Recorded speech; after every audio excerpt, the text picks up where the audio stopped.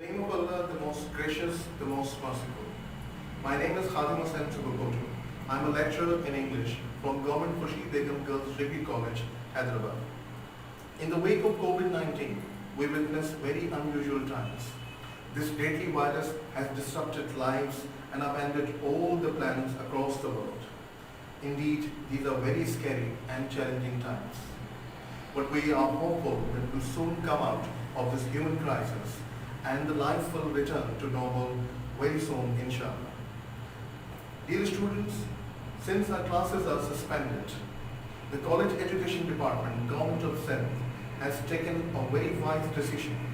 They have officially launched a very effective platform in the shape of this channel for the students to help them remain in touch with their studies and enhance their knowledge. We, the college teachers, appreciate this prudent and timely decision. Dear students, today our first lecture is about commonly used terms in English. Most of our students dismiss these terms as something unimportant. Well, I don't want you to do so.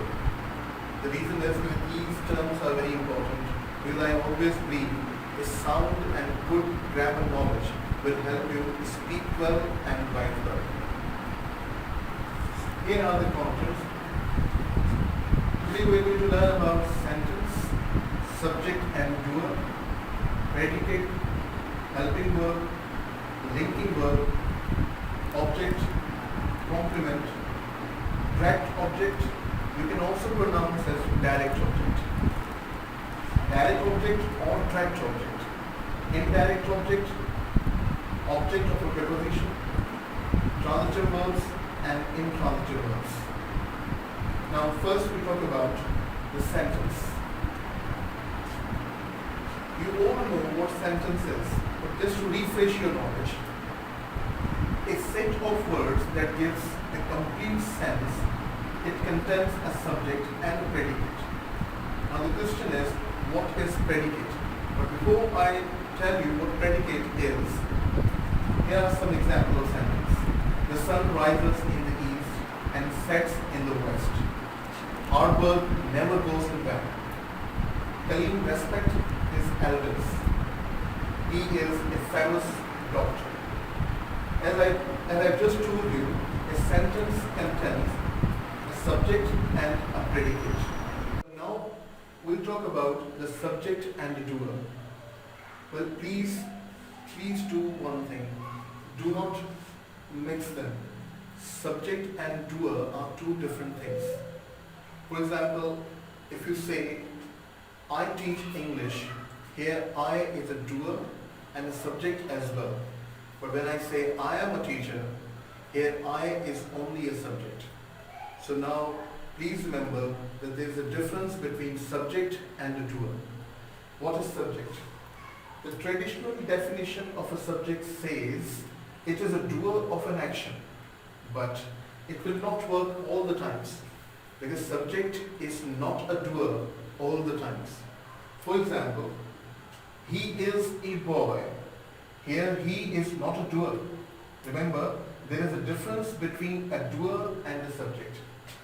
Every doer of an action in a sentence is a subject, but not every subject of a sentence is a doer of an action. Now we have another sentence, I am a teacher. I is a subject, but it is not a doer because there is no action here in this sentence. But this sentence, I teach English, I is not only a subject but also a doer because teach is an action verb. So please understand, wherever there is an action, we have both subject and a doer. But if the verb shows state, we have only subject. Some more examples. If I say, he is a singer, here he is only a subject, it is not a doer. The reason is, he is a singer does not show any action. But if I say, he sings a song, here singing a song is an action, so here he is not only a subject, but also a doer. So hope you have understood the difference between subject and a doer. Now we'll talk about what is a predicate. See, a predicate tells something about a subject of a sentence.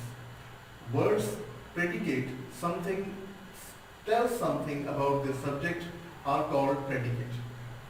It states, affirms or asserts something about the subject of a sentence. This sentence. Children are playing cricket in the ground. Here children is a subject, are playing cricket in the ground are predicate. We have linking verb and helping verb. Most of the students are also confused in linking verb and helping verbs. They think that they are same. Actually they are not same. They are two different entities.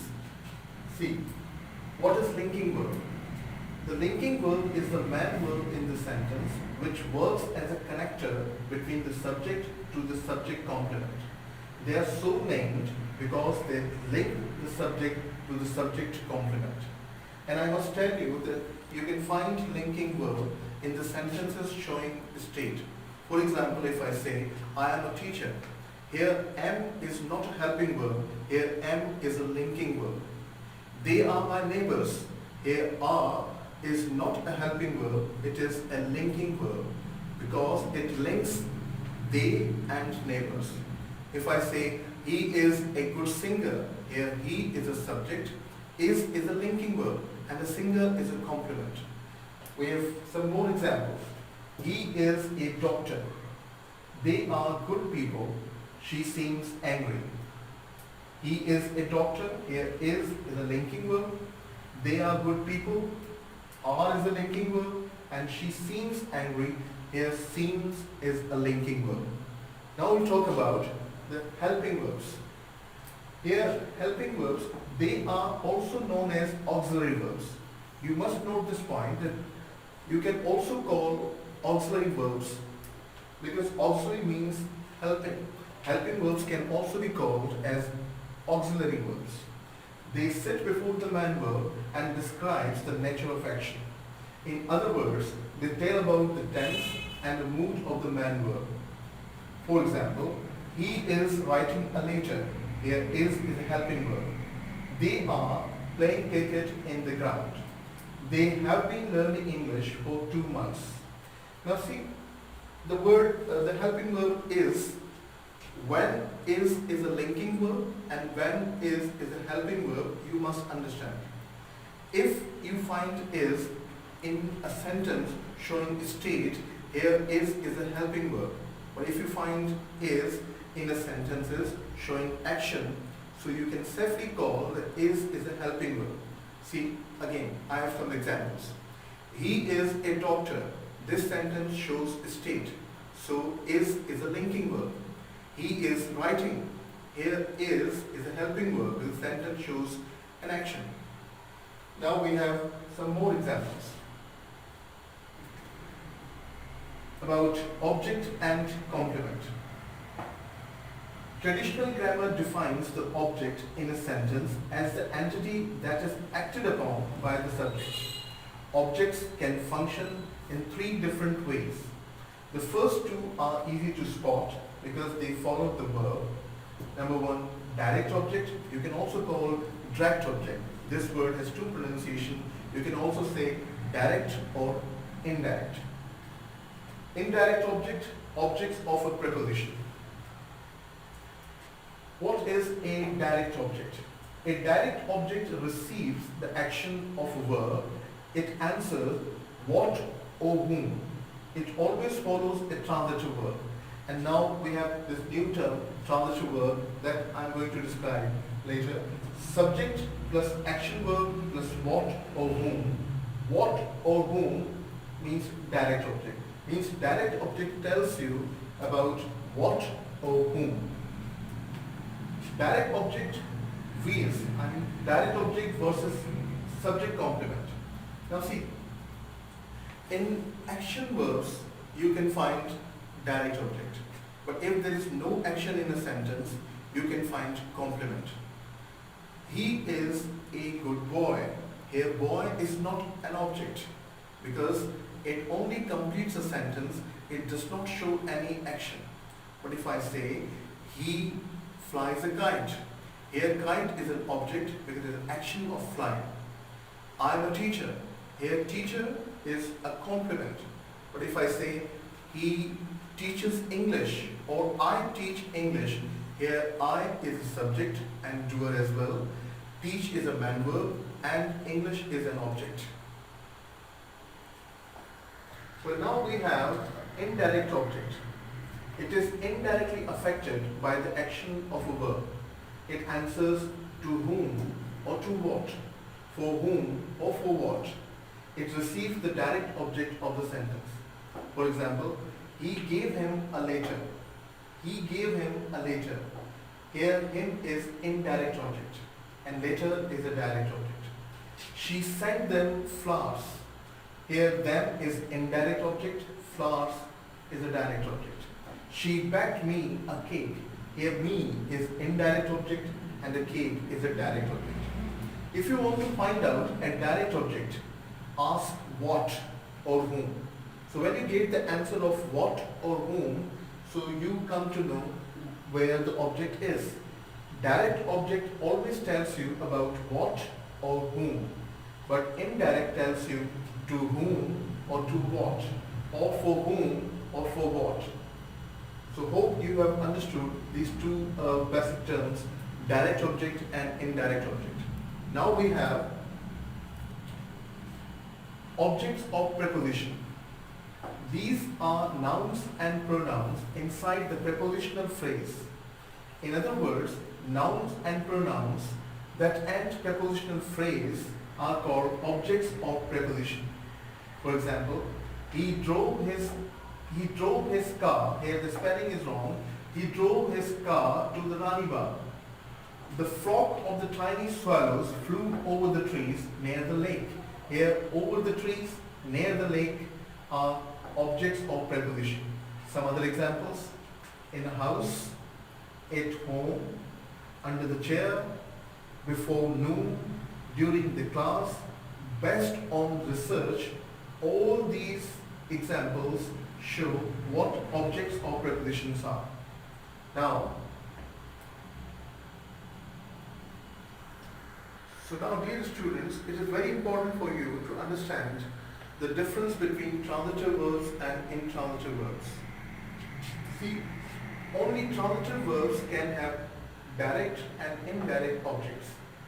A transitive verb is a verb that can take a direct object. In other words, the action of a transitive verb is done to someone or something.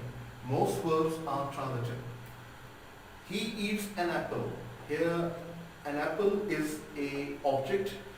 All the verbs which carry objects are called transitive verbs. And all those verbs which do not need direct objects or indirect objects to make sense are called intransitive verbs.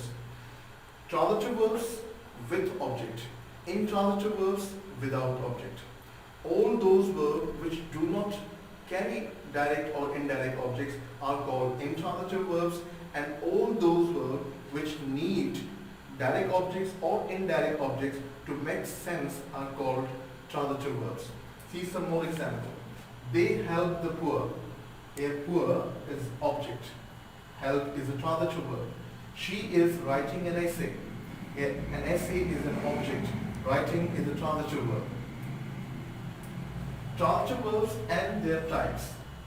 All these verbs are transitive because they require objects to make sense. There are three kinds of transitive verbs: monotransitive verbs, ditransitive verbs, and complex transitive verbs. What are intransitive verbs? Well, an intransitive verb does not take a direct or indirect object. The action does not go on to affect the verb. Instead, it stops with the verb. Means these verbs do not need any object. Whether direct object or indirect object, they do not need objects because the action stops. Birds fly. Here the action stops with the verb. He is walking on the road. Noman is sleeping. All these three verbs are called intransitive verbs because they do not need direct objects or indirect objects to complete or to make sense. Simply by following the formula above, one can test whether the verb is transitive or intransitive. Intransitive verb will not answer the question what or whom. It's very important. The intransitive verbs will not answer the question what or whom. Now see, if I say I teach English, here English is object. So teach is a transitive verb. But if I say I sleep on the bed, here sleep is intransitive. If I say I fly a kite, here kite is an object, so fly is a transitive. But if I say the birds fly in the air, here fly, though fly can be transitive or intransitive verb, here fly is intransitive because action does not pass to object. There is no object here. Well, now we have some verbs which are both transitive and intransitive verbs. See, here are some verbs that have both transitive and intransitive meanings. Run. If I say he is running, here run is intransitive verb because it does not need an object. But if I say he is running a shop, here run is transitive and it gives another meaning. Fly. When I say fly, if I say I am flying a kite, here fly is a transitive verb. Birds are flying, here it is intransitive verbs. So these words run, fly, walk, cheer, ring, stop, open, these are some of those verbs which are both transitive and intransitive in nature. To conclude my lecture, I must say there is a world of difference between video lectures and face-to-face classes. The effectiveness of in-the-flesh classes is incomparable. However, we the college teachers are trying our level best to impart to you the knowledge that is useful to you to minimize the loss of your time. Well, if you have any questions regarding these terms, your questions are welcome. You can send your questions in the comment sections. I'll be more than glad to answer your questions. So please feel free to ask your question so that I may know that you are learning a lot. Hopefully you're going to ask a lot of questions and many more lectures are in the making. Please do tell me the topics you want me to lecture on so that I may start preparing my lectures accordingly. You may send me the questions regarding novel, poetry, two-one-act plays, grammar, whatever you want. Hopefully you have understood and this lecture is useful to you. Thank you very much.